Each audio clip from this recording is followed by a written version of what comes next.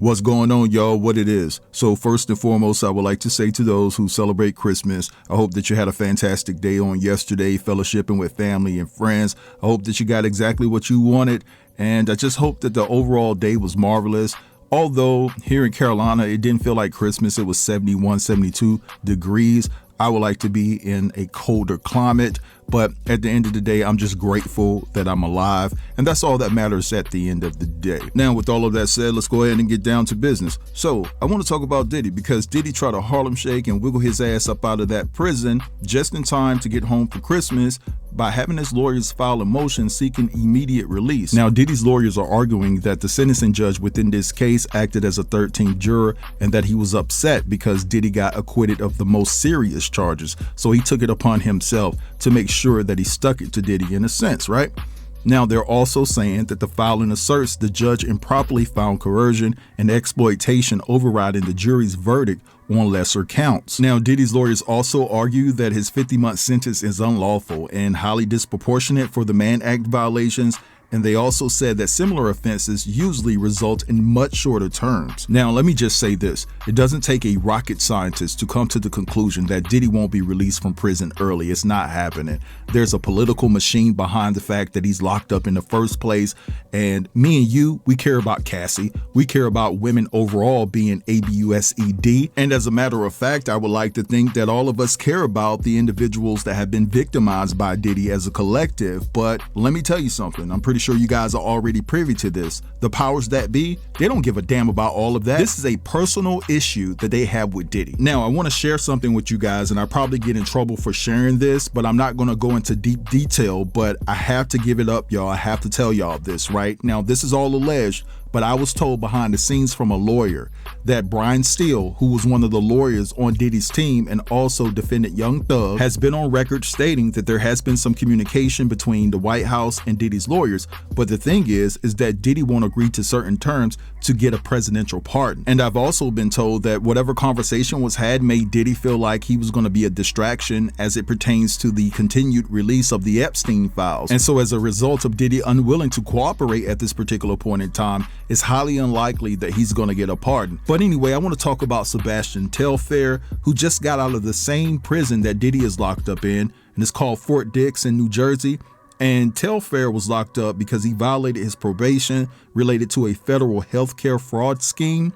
And so he was asked about his time at Fort Dix, and he also said something very interesting about Diddy. I want you guys to check out this clip, and I'll be back. Everybody in here, what about Diddy? Because we definitely shout saw out you Diddy. my boy Diddy is in the spot too, man. I couldn't imagine. Y'all talk about me. I couldn't imagine how Diddy felt, but Diddy's holding it down. He's doing what he got to do now. Diddy seem to be in good spirits.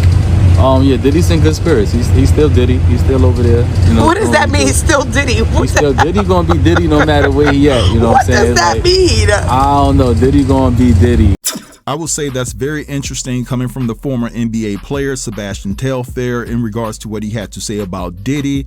And it sounds as though that he's coming from the premise that Diddy hasn't changed one bit. He's just locked up and he doesn't have his fortune and fame, right? Of course, I would have loved if this brother elaborated further in regards to what he was trying to say, but Sebastian didn't want to go there. It was clear and evident that he was holding back something. But anyways, let's move along. And I want to talk about what Candiace from the Real Housewives of Potomac had to say about Nicki Minaj. We know that Nicki has faced major backlash for attending a Turning Point USA event in Phoenix, Arizona. And while a lot of people disagree with her appearing with Erica Kirk, there also seems to be a heightened level of support for Nicki and her decision. Now, Nicki and Candiace got into it on the season 6 reunion of the Real Housewives of Potomac. I mean, they didn't get into it. Well, they're saying that there was a fight allegedly, but no one has confirmed that. But Nicki kept pressing Candiace about her music, and Candiace ended up singing a little bit of a song called Drive Back. Okay. Can I get a snap?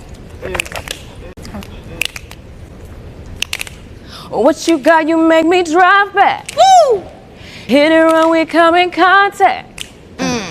But see you, I'm turning right back. Pumping brakes is not compliant. Now, ultimately, Candiace felt like Nicki was being a bit harsh when Nicki asked her about her music sales and also asked her about her music industry ambitions. But anyway, I guess it's Candiace's turn to actually offer some harsh words towards Nicki because she didn't hold back. She wasn't feeling Nicki showing up to that Turning Point USA event, and she let us know how she felt. So what I'm going to do right now is play that clip, and then I'm going to also follow that with a clip of Lizzo talking about Nicki, and then I'll be back. Moment. It was really interesting and different. And, you know, I had my own little moment on, you know, during her segment that we don't have to talk about, that I kind of felt like she was shading me a little bit. I still feel that way, but it was, I mean, I took it on the chin and kept it moving.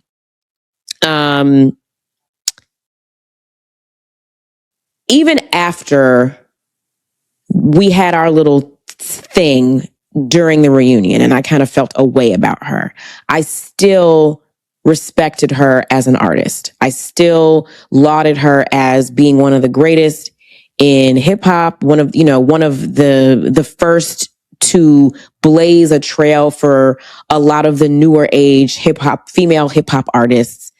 Even with her kind of shading those who came before her and not giving them their flowers, I still felt like, okay, even with that, I still give her credit. I officially no longer give a and she is now solidly categorized in the box of all skin folk ain't kinfolk. Nicki Minaj is a pick-me ass, Uncle clown ass degenerate. And Barbs, y'all can suck it. Because anyone who, after witnessing the display of betrayal by this woman who has only become who she is because of a community that she has now decided to turn her back on, betray, and stab in our fronts, I don't, it actually hurts me to have had to witness that display of monkeying. I'm getting texts like about Nicki and I'm like, what are you talking about? I didn't even know. Then, I researched and saw what was going on. And I'm going to say it like this. Celebrities' opinions of other celebrities does not matter. I'm telling you, it doesn't matter. So my opinion of her does not matter. But what I will tell you is you're about to see an influx of people who see that it is more profitable and more beneficial to join that side. You're going to see it. It already started. And it's going to continue. This is his first year. This is Trump's first year as president. We got 3 more years of people who are going to surprise you.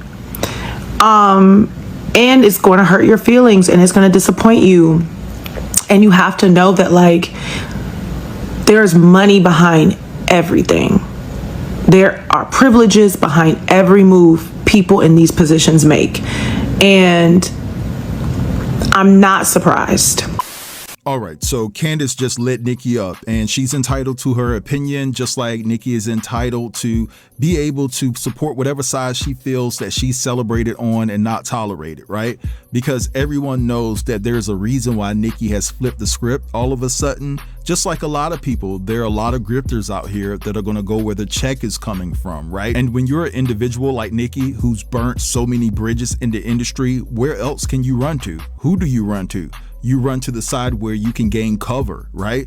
Because it's now being reported that Roc Nation has sent a cease and desist to Nicki Minaj, and Z and Beyonce are reportedly and allegedly demanding that Nicki has to stop mentioning their name online, also stop mentioning Roc Nation online because Nicki is claiming that somehow Jay-Z is hindering her album from coming out. And, you know, Nicki has been on record stating that Jay-Z owes her about $200 million. But overall, this is the political climate that we're living in. A lot of people are choosing money over morals. A lot of people within the black community feel like, hey, we'll never be able to obtain the same playing field. So why not get as much money that we can and create generational wealth for our family going forward? This is the mindset of a lot of people within our community. Can you fault them for that? No, it's their opinion, it's their decision, and they have to live with it. Now, you may not agree with it because a lot of people with a moral compass, they don't care about money. They care more about their integrity, their dignity, and their souls are not for sale, right? But anyway, I'm gonna let this go right here. I want you guys to feel free to drop down in the comments and give me your thoughts on everything I talked about, all right? Don't forget to like, comment, share, and if you're new here, consider subbing to the channel. I'll get with you guys later. Have a beautiful day. Tough News TV. We out.